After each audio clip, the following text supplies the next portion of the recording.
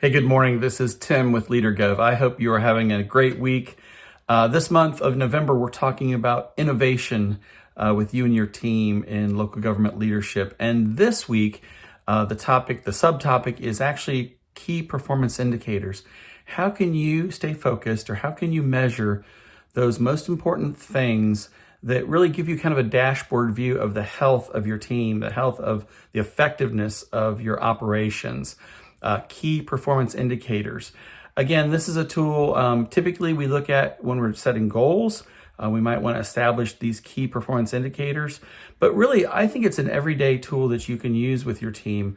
It does require you to maybe spend some time with your team thinking about, what are those key things that we want to measure? Maybe we're measuring them now. Maybe we need to start measuring them, that will really give us a benchmark, that will really give us a trend on how we're doing and where we need to innovate, where we might need to improve our services, where we might need to devote some additional resources to have an impact on that matrix. And let me give you some examples.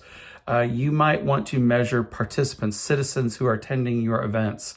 That may be something you're doing now. That might be something you're not doing now. But that, again, could be a key performance indicator of the impact or the outcomes that you're trying to achieve in your department.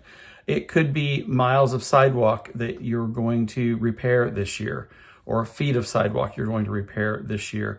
Again, a key performance indicator. Again, if you could come into work, turn on your computer, and 3 dials showed up and they kind of lit up and it gave you a number, you'd be able to think of that number relative to your goal and relative to where you are now and where you want to be, and have some idea of how you're performing. That's what key performance indicators do for you, is they really give you a trend on where things are heading. And then what that allows you to do is understand what's underneath the KPI. What's causing those change in the trends? What's impacting our ability to perform around a KPI? And then, it's all about having conversations with your team about solving problems. How do we devote more resources in an area, maybe move resources to have more impact in these key areas that we want to improve on to help reach our goals? So we really love this idea of key performance indicators. If you're not using them now, these are all called lagging key performance indicators, or measuring what's happened in the past, maybe what's happening currently. There are also leading indicators that you might want to look at that could also dictate what happens in the future. But really, these lagging key performance indicators will really give you a good measure. And, I think there's probably only 3 or 4 of these that you should have for each team or each department that you really want to track and keep an eye on with your team. We, of course, would recommend that you make these visible, put them on a poster board, that every month you're updating and you're measuring these key KPIs and communicating with the team.